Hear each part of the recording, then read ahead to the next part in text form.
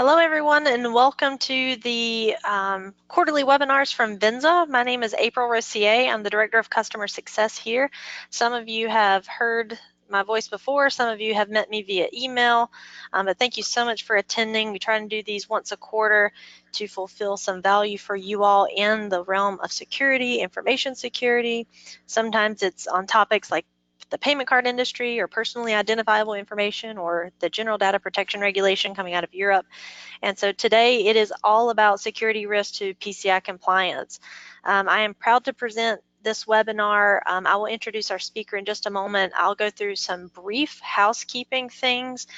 Do know that everyone on the call is muted except myself and our presenter. And what we'll do is at the end of this session, we'll do a Q&A session where we can have someone speak or raise their hand.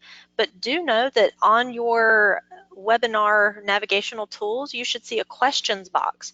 So if you have a question for our presenter, go ahead and pop it in there. We may not cover it till the end of the webinar, but just so that your question gets answered. And also, if we run out of time, we can follow up with you via email. So make sure if you get a question in there, make sure we have your email on the webinar and we will try and get back with you. At least tell us who you are and where you're from. But thank you again for joining. Again, this is our Venza provided quarterly webinar all around the topics of information security. And today's topic is what security risks are impacting your PCI compliance. And I would like to introduce now our speaker who will take on the vast majority of the call today. I will just be moderating. And his name is Ed Fulford. He has stepped in as our director of our security team. He has definitely alphabet soup at the end of his name in regards to security components, especially that CISSP and several others that you see there. So I want you to know that you are talking to the best and the brightest here at Venza in regards to security. So if you have any hard questions, don't hesitate to shoot them over. We'll get Ed to answer some at the end. Again, I will be monitoring the chats and questions, send them over. And Ed, at this time, I'm going to let you take over and I will help you moderate this meeting. Thank you. Thank you, April. I appreciate it. Yeah, don't let all of the credentials scare you guys. All it means is I've been doing this a long time and have a great deal of fun doing it. Just as a quick background on myself, again, I've been doing this for about 30 years or more as a consultant and a practitioner. I've worked with some companies that you've heard of in the industry, both from a consulting standpoint and the large Fortune 100, 500 type industries internationally. I came to Venza a little over a month ago to help build out the security practice and help with the PCI compliance efforts that the company has started to do and working with a lot of the organizations that are on the call today.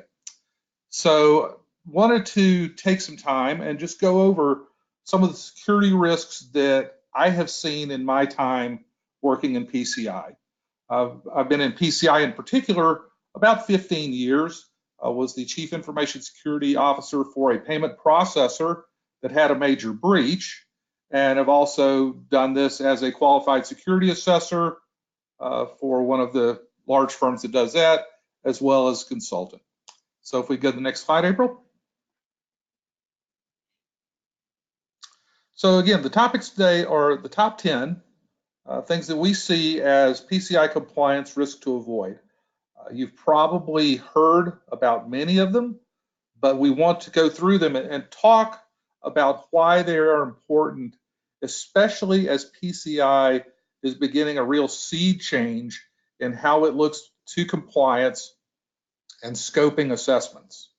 And the other one is something that I picked up actually from the PCI Security Council on the common myths about PCI compliance. You may or may not have read this, but it's a very interesting read because it does talk to some of the reasons why PCI initiatives perhaps don't get the amount of buy-in within corporations when we start going down that path. Next slide, please. So the risk number one is a topic we all talk about. If you've had Venza come in and begin working with you on a self-assessment questionnaire, this comes to the top of the list of things we want to talk about every time. How big and what is the scope? And as you know, our analysts and managers will tell you it includes all of the systems, people, processes, and technologies. It's not just what your payment card readers are. It's not just the back office systems. It's not just your certify system. It is all of those components taken as in a holistic view. So we want to make sure that as we work with you, as we advise you on how to go about working through an SAQ, that you take this into account and spend a great deal of time making sure you have scope correct, because that will help you avoid a number of problems down the road, especially if you find that something suddenly comes back into scope and you have to either reassess that area or add to the assessment that you're already in, which could impact your filing time with your payment processor. Again, leading practices in this are things like network segmentation, logging and event monitoring, very important processes to implement. Isolating the PCI in scope network. Again, with some of the organizations we have here, you may have a flat network where that could be difficult, but we can advise you on how the best to approach that so that we can, as much as we can, move things out of scope and help streamline the process. Next slide, please. This is a very difficult risk for many people. Patching all of the systems that we have that are in scope takes time, takes opportunity for us to review the patches and determine if they can potentially impact our systems, our solutions, things that may be vendor-supported systems. Again, are they doing that type of patching to support their applications that they have on your network?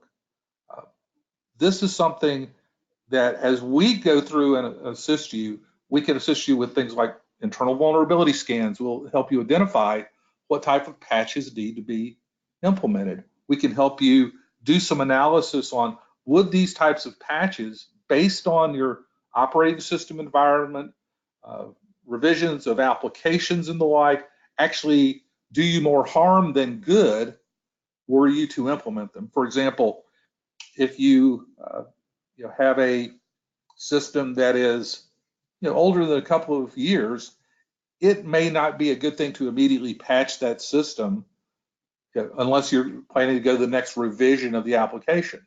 And that may not be the case for economic or other reasons. So take the time, look at your environment, get some support if you need it, but ensure that the patching is done, because that will take care of most of the compliance issues you have around configurations of devices, and also the vulnerabilities that might be exploited if those patches were not applied to the systems. Next slide, please. Who has access to the data is a question we all ask, especially when we have third parties that support us. We have a third-party IT function.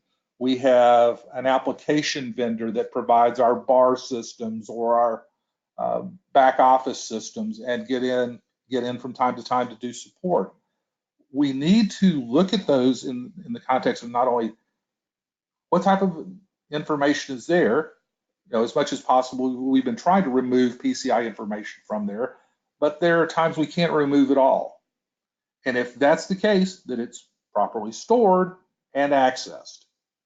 And when it comes to access, we definitely recommend, and so does the PCI Security Council, that you implement two-factor or multi-factor authentication for remote access, where someone has to come in using a virtual private network connection or some other type of secure network link to your systems. We advise that you always implement multi-factor authentication, if at all possible, or have the third party come on site where you can then actually monitor what they're doing. The cardholder data environment has a number of access requirements. It requires systems to be maintained. It requires firewalls to be updated. It requires routers to be changed. So looking at the user access to those devices and systems is paramount. Looking at when someone accessed it, who, what systems they accessed, and where possible, through use of log monitoring, like what they accessed, is a good way for you to help not only understand where potentially sensitive data is in your environment, but did that person have a need to know to access that information? Next slide, please. This is a challenge for many of you out there, I'm sure, because you don't have a full-time security operations system or center, or perhaps if you do, it's a third party who may or may not contact you on a regular basis on the types of events they're seeing coming through your security logs. However, it is important that whoever is responsible for the cardholder data environment in your company has a regular meeting with the people that do that PCI security log monitoring, and preferably on a daily basis.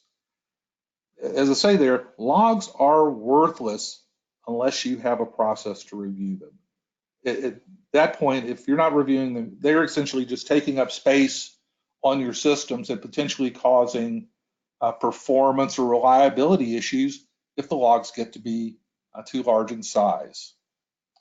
One of the other advantages of looking at those logs, besides understanding the events that are coming through your network, is you'll discover errors and anomalies that might signal a potential threat. And those are the things that you want to look for. It is sometimes difficult to identify the types of events that are meaningful to your organization, but if you take the time, work with your IT team, whether it's internal or external or a combination of both, to do this, you will be well far ahead of many of your competitors or even companies that you work with in your understanding of what the security posture of your environment truly is. And again, the note down there that it takes an organization an average of 206 days, the better part of a year, to detect a data breach means that we cannot, and I stress this, we cannot go without having these types of processes in place and regularly do those types of reviews with your security team or the people that are supporting your security. Next slide, please. Vendor remote access is a tricky situation because many times we have vendors that we need to get into our systems, provide support for us, help us identify potential problems, do upgrades, change out versions based on bug fixes, things like that. But did we actually go in there and turn that vendor access off once the vendor finished? Most organizations, through their security operations processes or network management processes, have a procedure for allowing vendors to get access to the system. Typically, it's done through a virtual private network, through multi-factor authentication, but turned on and turned off by the people that actually are responsible for the management of either the security or the network devices that enable that access. By not either shutting down, turning off, or removing that access when the vendors have finished, you are leaving a tremendous vulnerability for bad actors to exploit. Many bad actors know how these vendors operate. They have the time, the inclination, and the attitude, if you will, that if you're going to leave the door open, we're going to go in. So the advice here is to always make sure that when you have a vendor that requires access, that it is logged, that someone is monitoring what that vendor is doing at the time they're doing it, that the access is shut down, whenever the vendor finishes. And then there's a review afterwards with the vendor. Did everything go as planned? Were there any issues or any security or other types of problems noted? Is a subsequent remote access session going to be required to fix problems that we could not fix this time? So the more we're able to implement that type of discipline and rigor, the more we're going to start shutting down these potential security holes that perhaps through expediency or lack of attention to detail that we've neglected or forgotten about. Next slide, please. Have vendor defaults been changed? This is perhaps the most problematic area for many organizations, especially small ones, when they get new devices that they want to implement on their network. Many organizations do not have what's called a standard configuration that removes all these types of default passwords, default services, default applications, games, other software from computers before they're implemented in the network. Every one of those that's left on there provides bad actors and even people internally who might have bad intent with avenues to exploit those systems. And potentially it leaves your cardholder data environment wide open. So by working with your IT group on what is a standard configuration that we might want to implement, for example, the Center for Internet Security has a number of baseline standards for applications, for databases, for network devices, and the like that are free to use, readily available, and provide a mapping that your organization could use to start to set up standard configurations. You may not be able to implement all of those things at one time simply because it's a fairly lengthy number of control tests and settings that you have to put in place. But at the same time, as you start down that path, you learn how your network, your applications, your platforms respond to those things. You can slowly but surely close down those holes, work with your vendors, because the vendors now are starting to see people do exactly these types of things. And they just can't take security for granted anymore, which they may have done in the past through either lack of expertise or lack of knowledge. So we want to bring them to the table. We want to make sure that those defaults have been removed. We make sure that our configurations are standardized, and that as we go forward, we do regular reviews. For example, when a new device is put on the network, we check. We run a vulnerability scan, for example, to check to make sure that all of the configuration items that might be vulnerabilities are closed, which would likely indicate that you've implemented your standard configuration. If you do have vulnerabilities that do remain in the network that are potentially related to vendor defaults, you will then know what they are. You can track them. You can make sure that you review these things on a regular basis. Because the great thing about this is that it gives you a way forward that you could go from 0 to 20 now, 20 to 40, 40 to 60, rather than having to go from 0 to 60 at one time. Because it's hard to get a car up to speed, and that's what gear shifts and transmissions are for, to make sure that your car just doesn't go full speed all at one time, because it's dangerous and it's potentially harmful. Same thing here.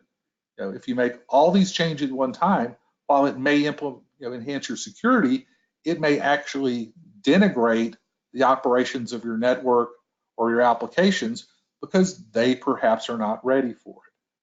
So it gives you another way to provide a view of the risks that you need to take on and understand as part of securing your cardholder data environment, and also the networks around it that connect to the cardholder data environment. Next slide, please. This one is something we're beginning to talk with clients more and more about.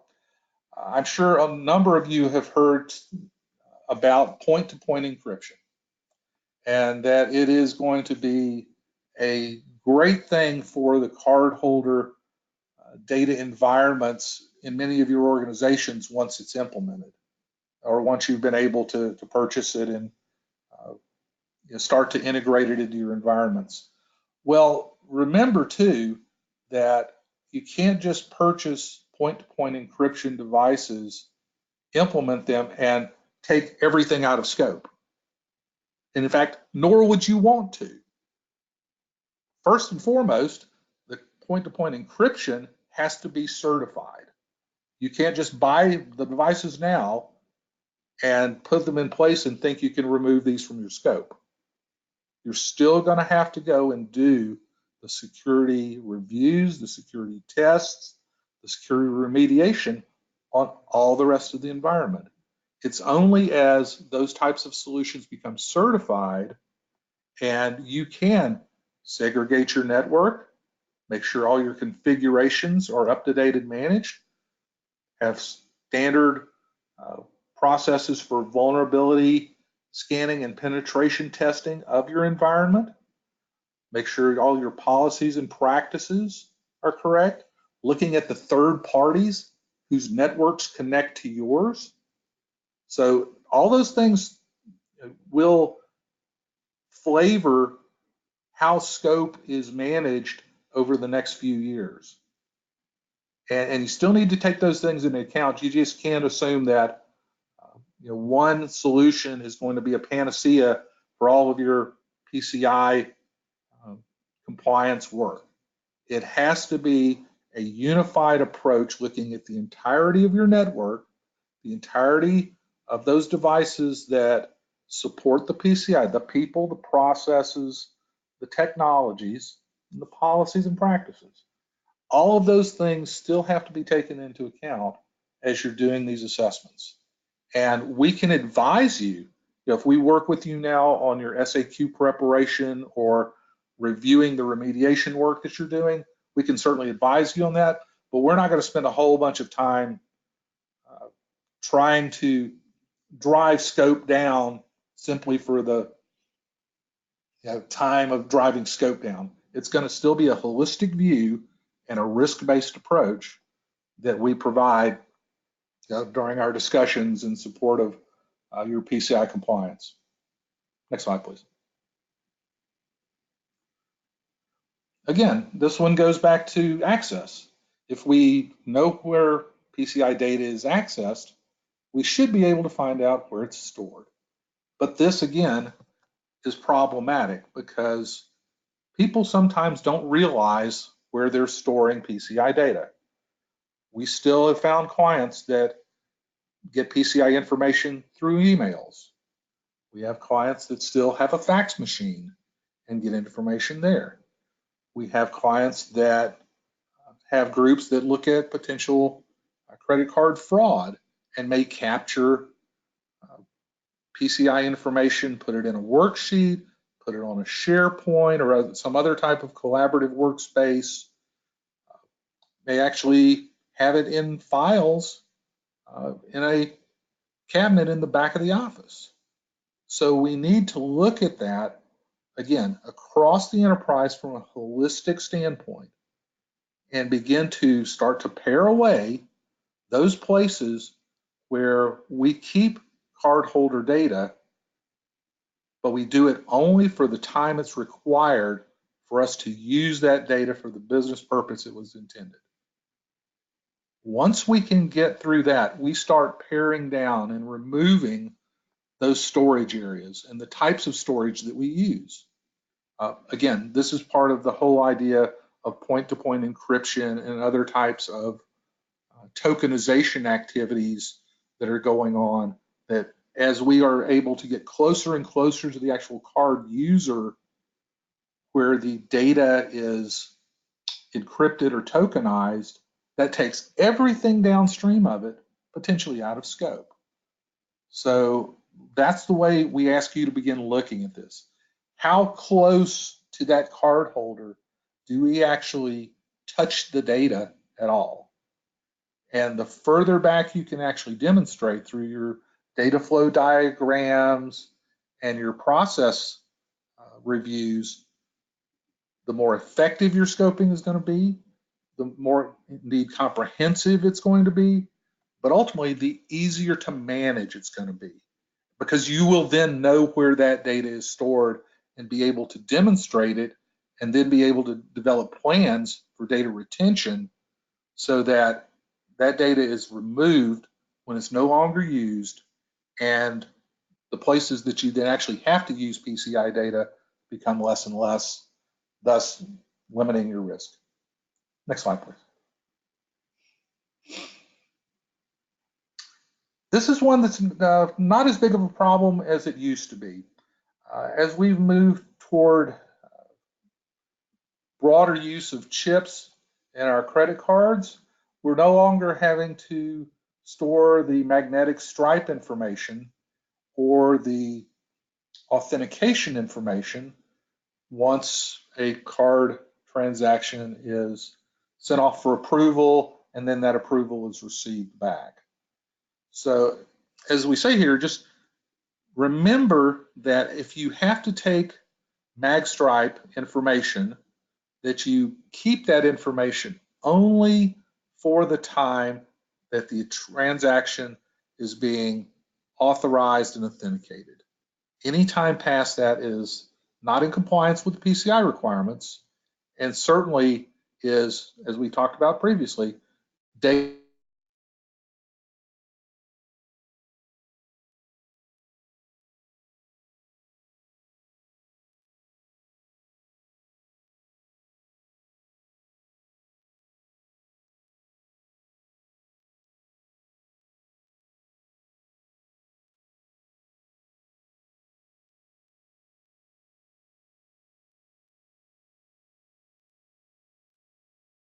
Hey Ed, if you can hear me, I think we've lost audio.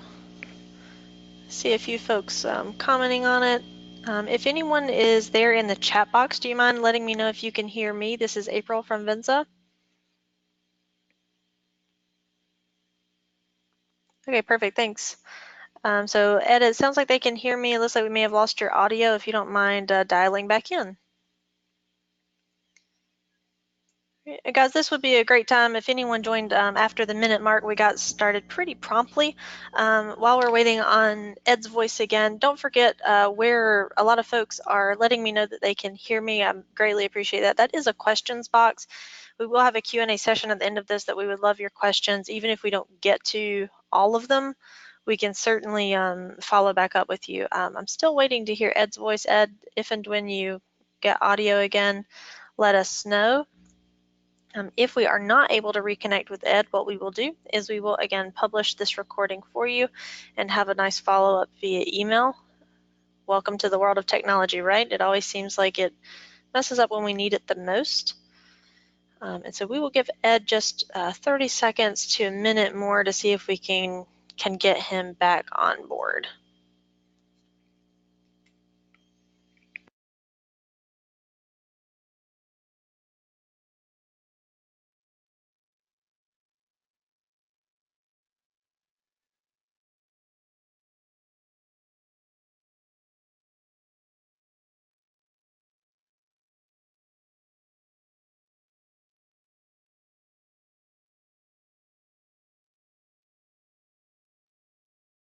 Definitely see a few names that I am very familiar with. Thanks everybody for attending. It's really nice to see you guys in attendance.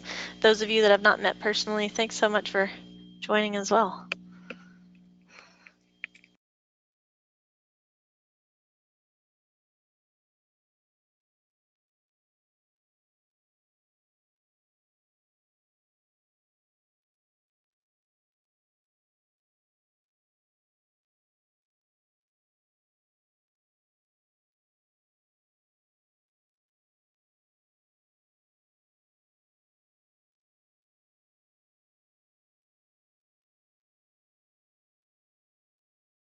Hey guys, I've just heard from Ed.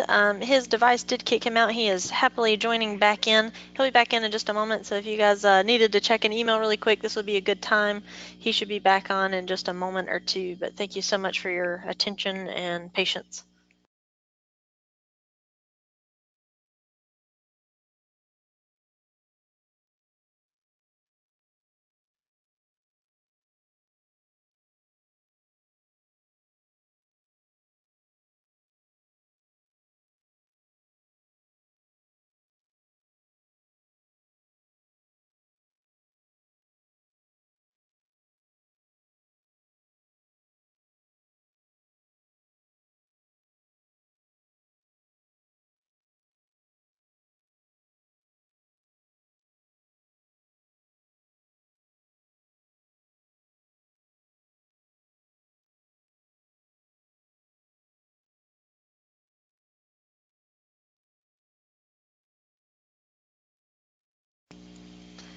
And if anybody is wanting to make the most of the moment, I would Can you hear love me?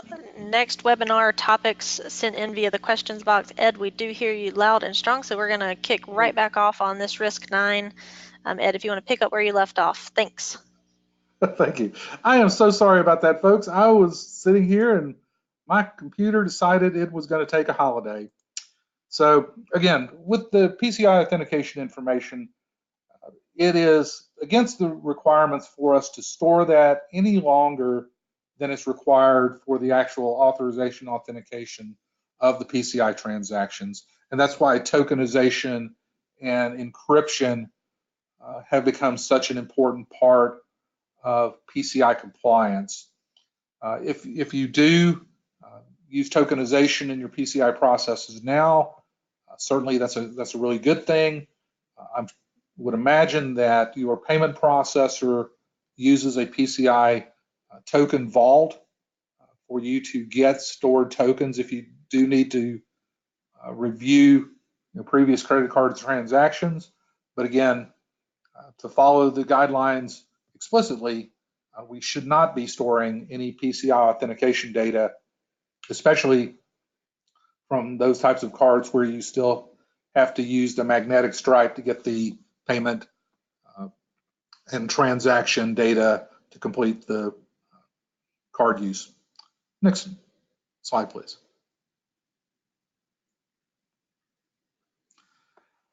This is a critical one. PCI is a continuous improvement program. Let me say that again. PCI is a continuous improvement program. It is not a one-time event. It is not done the last month of the year simply to satisfy the need to complete a questionnaire. The questionnaire, while it is important, is perhaps the most misunderstood part of this process. What is most important is that you continually review your PCI compliance posture against the requirements. You continually do vulnerability scans. You continually monitor your configurations. You look at your firewalls, routers, and other network devices. You update your policies and procedures where necessary. You look at how you manage risk. You look at your physical securities, your physical security around things like server rooms or back offices where PCI related equipment is used and stored. You look at your third parties. You look at how do you respond to incidents if something does happen. All of those things are important, and all of those things make up the PCI program. Completing the questionnaire is something that's only done when all of those other things are completed and you have evidence to show a company like Venza, who is a qualified security assessor, that you have completed all of the requirements, done any remediation that you were required to do, and now are ready to attest that these controls are in place and working as designed. That's the only time you then go and complete the questionnaire. So please remember that, especially if Venza works with you now.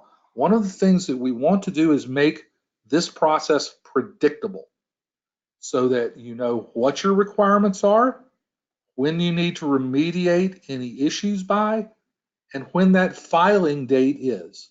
If it's one that's actually required by your bank or by your payment processor, or it's required by management. We want to make sure that this process becomes part of the way you do business, because everything that PCI tries to do from a security perspective is simply the implementation of a leading practice that has already been generally accepted in industry. So I cannot be more direct on why this particular one is important. Those who treat it as an annual event, frankly, will always struggle with PCI compliance. Those who make it part of their business as usual processes and practice will be successful in implementing their PCI compliance program and be much more effective in maintaining that from year to year than those who do not. Next slide, please. So we're going to go into now some of the more interesting things. It's questions that many of you have probably asked yourself or been asked by your management about PCI. There are a number of misconceptions about PCI. There are a number of things that are out there that are just incorrect.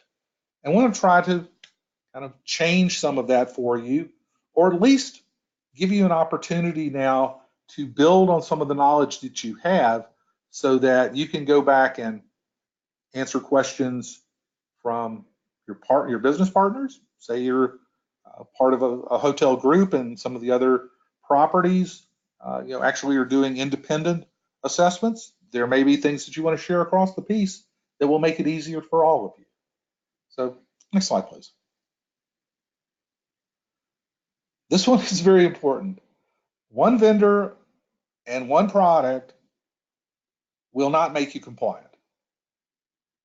What makes you compliant, again, is an overarching business as usual, day-to-day, step-by-step PCI compliance program that is measured along the way to determine how successful it is being and adjusting when it is not being successful.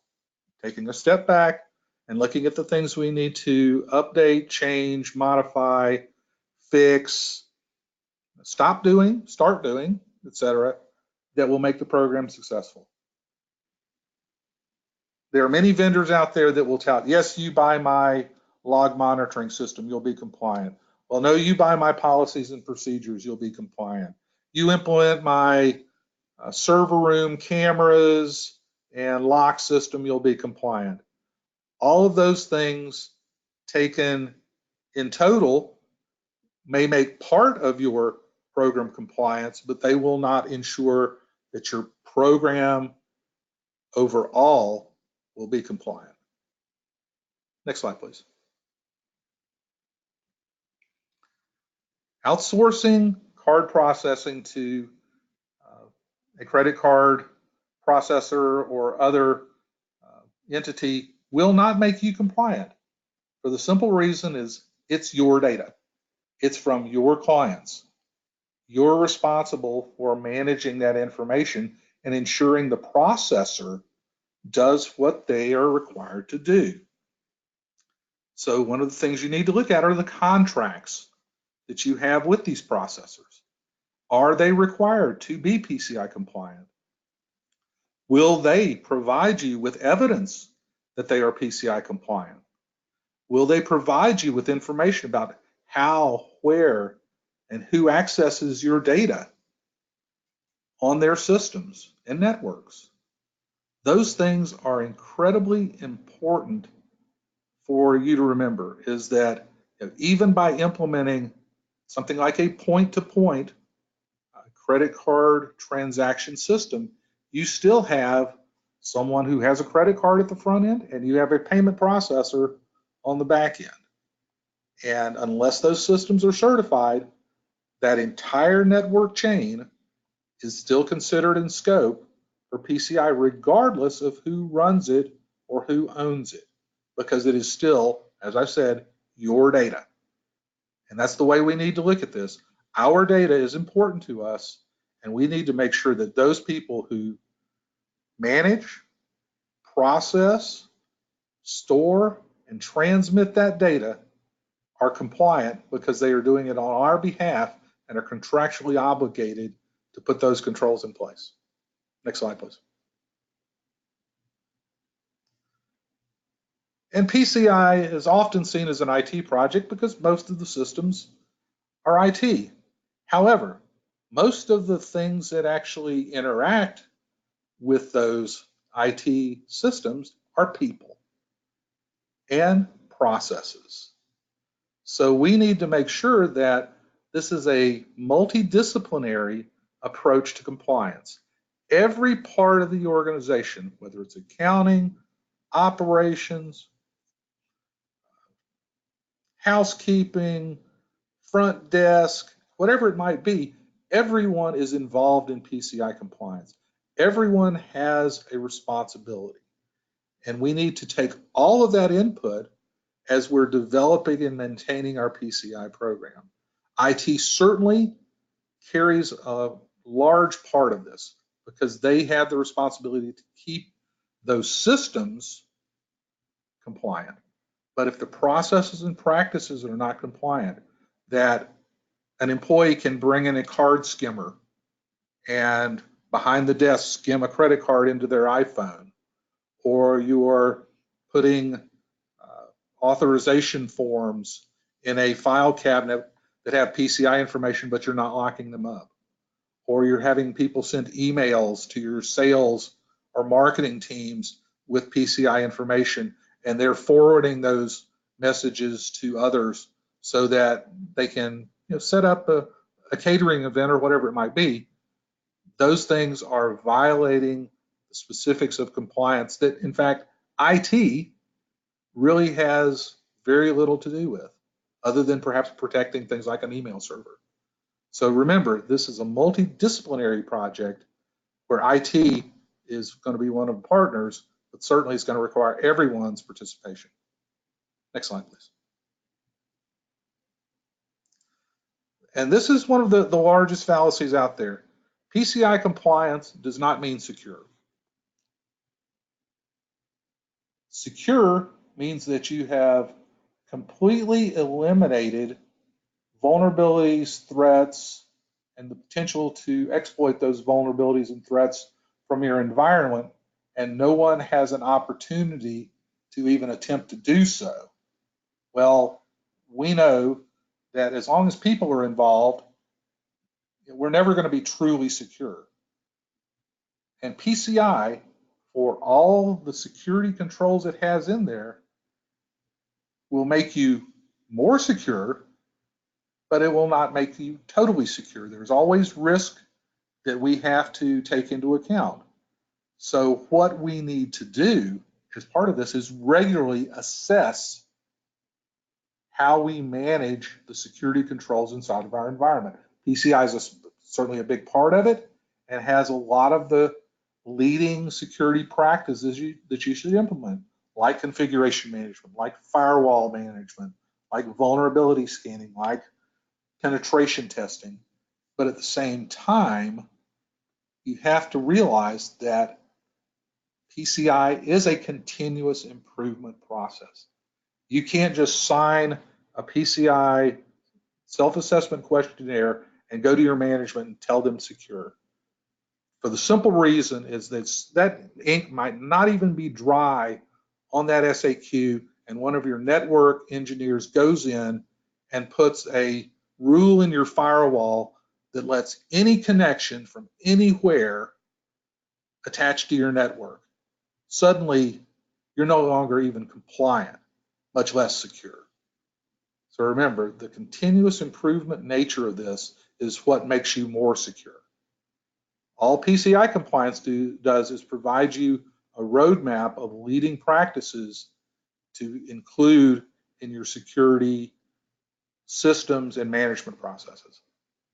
Next slide, please.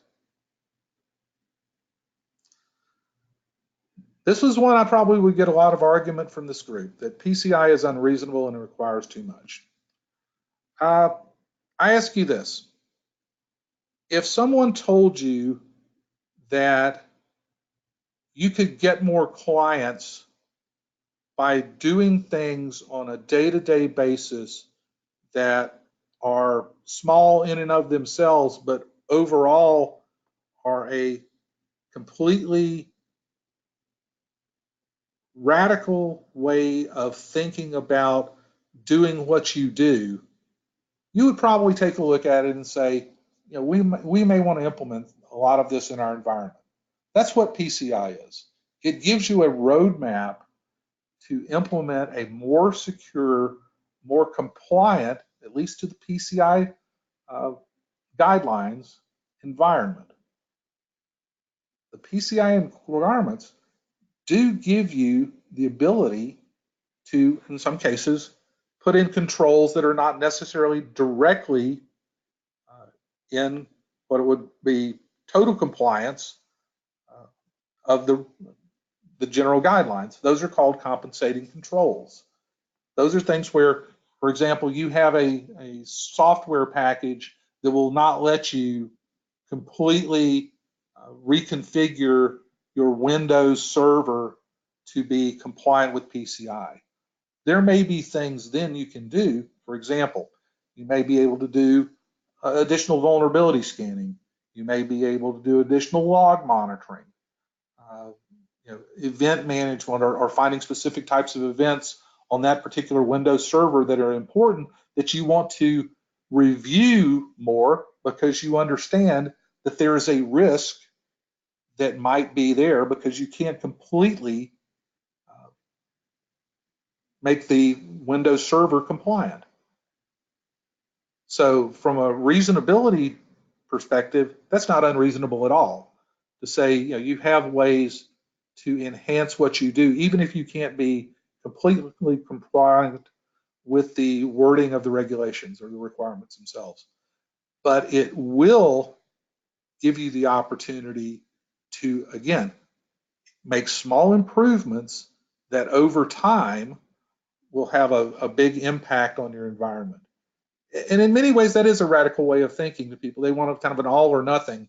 And PCI is usually not an all or nothing type of situation because of the complexity of the technology, the processes, the people that are part of this. There's the synchronicity that you have to understand in the way your organization runs to truly be effective in managing not only PCI compliance, but your overall security posture. And because these are leading practices, they really are now table stakes. They're things that we have to do because all of our competitors are doing them too, in order to be a viable player in the industry segment we're in this case hospitality, to grow our revenue, to grow our customer base, and to grow the customer's trust that we can actually protect their information when they visit our properties. Next question, or next slide, please.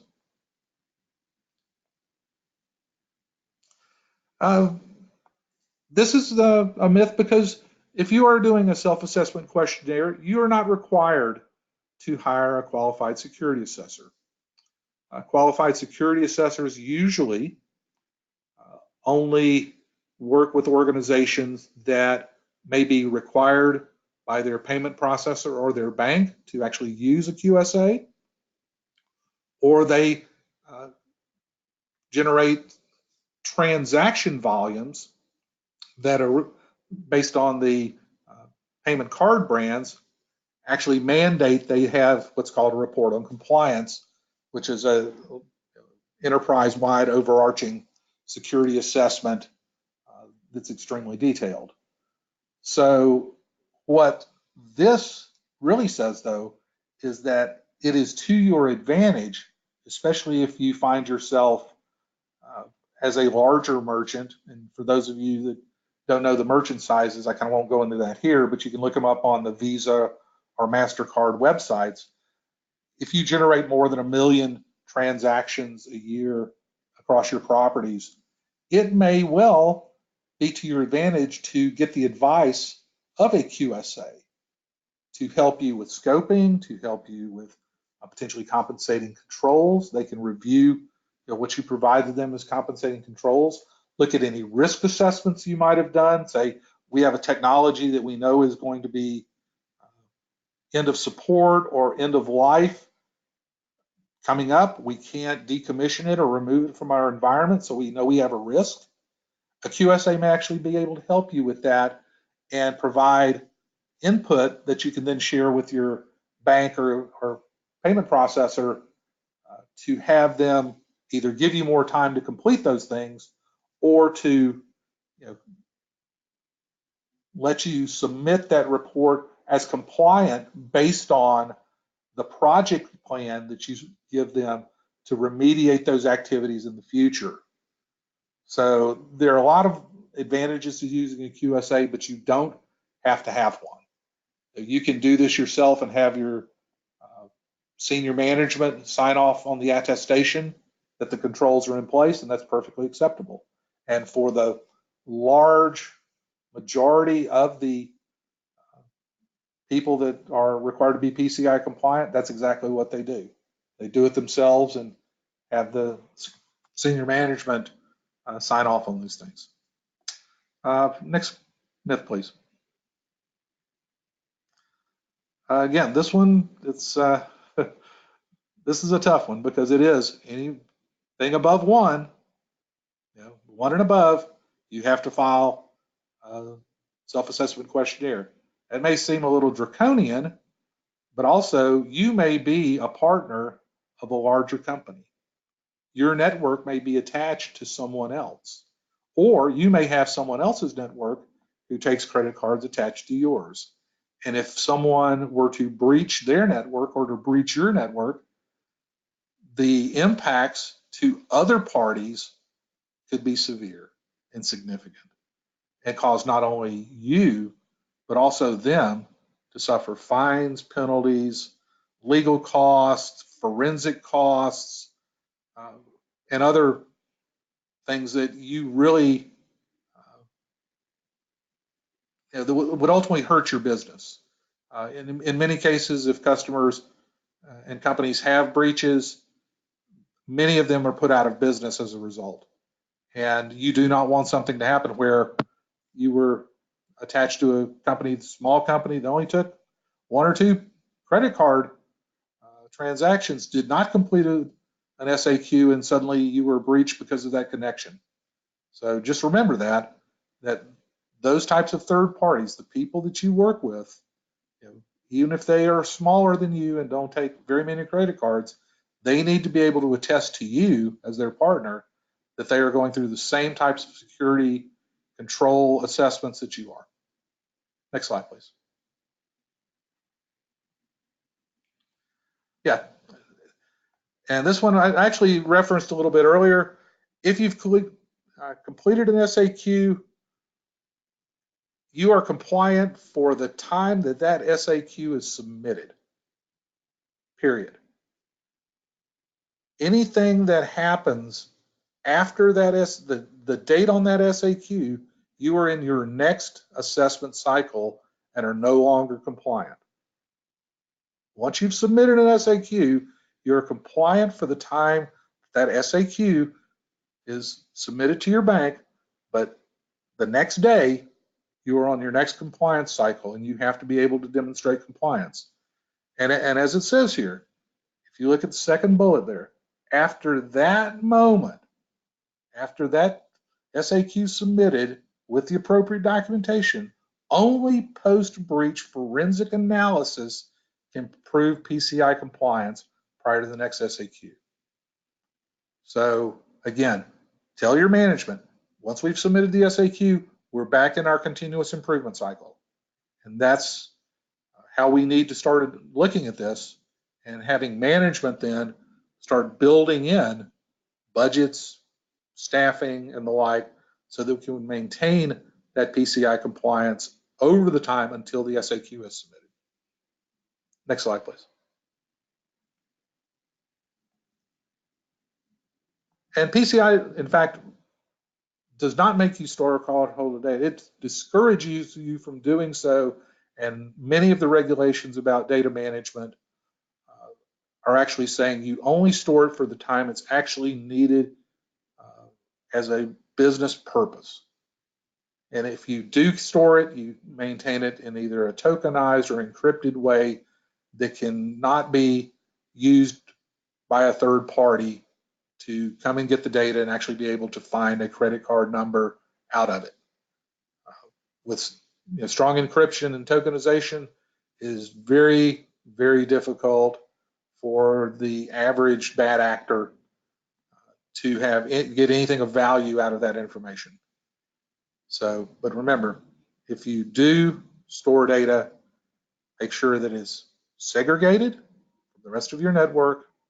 It is on those systems that are only authorized to store that data, and that it is encrypted or tokenized at the time it's in storage.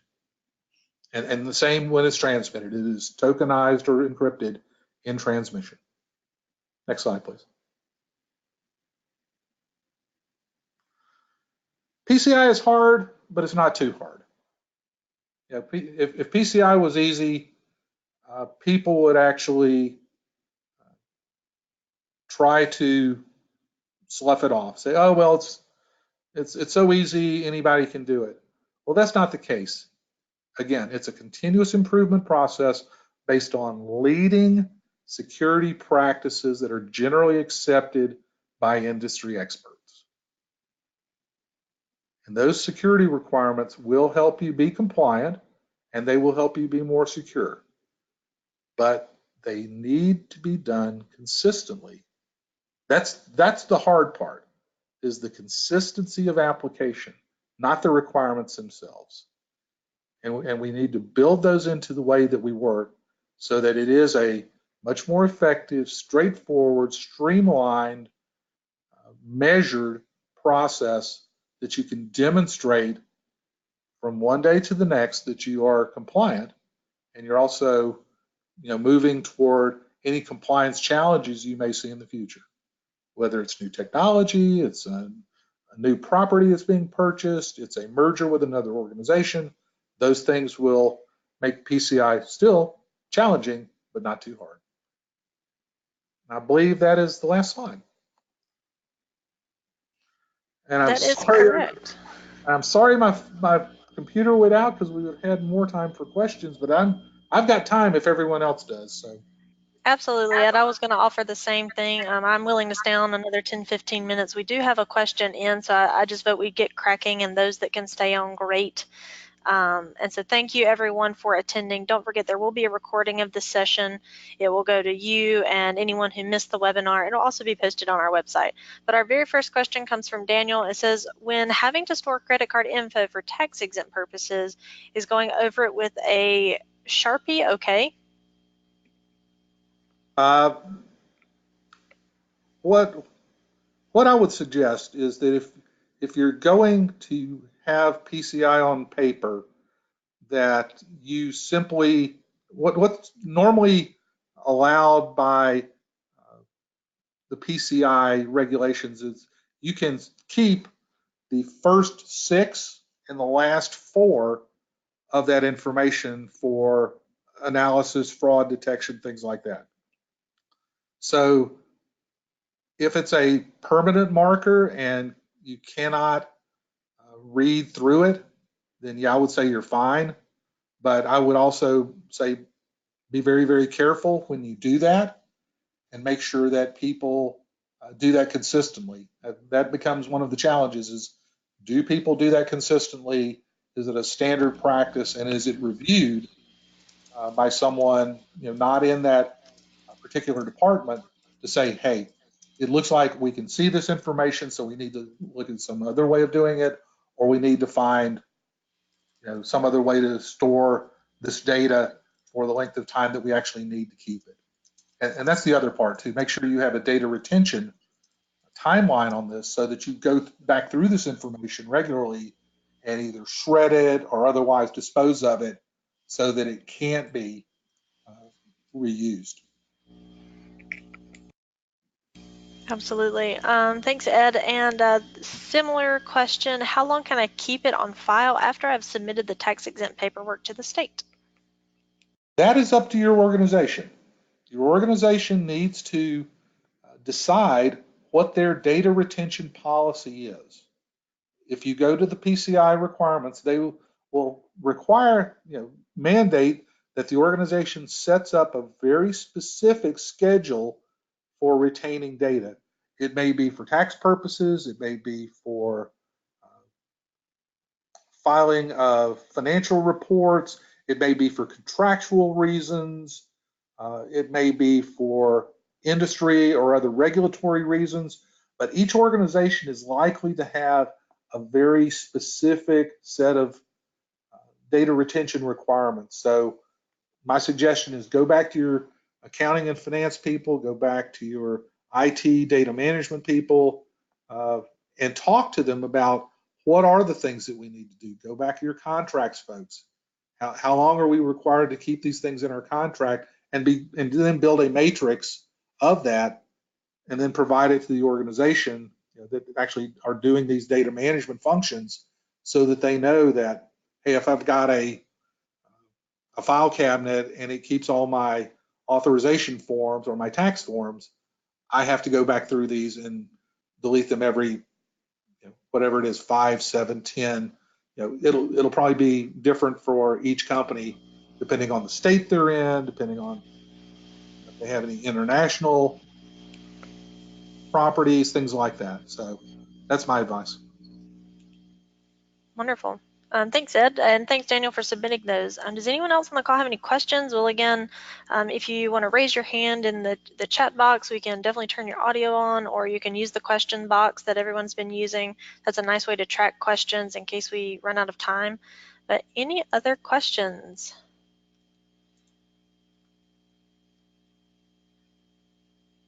Okay, well, it is definitely 2 after the hour mark, and we promised you an hour's worth, so we definitely got that in. Ed, apologies for the technology issues, and thank you so much for attending. Everyone have a wonderful week, and I will talk to you on our next big client meetup and or here again on the next quarter's webinar. Thanks, everybody. Have a great one. Yeah. Bye-bye. And if you do need it more, please contact April or contact me directly through Venza. Be happy to work with you, answer any questions. If you'd like to talk, again, we're here to support you. So please take advantage of that and let us hear from you. Absolutely. Thanks, Ed. My pleasure. Thank you, everyone. Thank you. Bye-bye.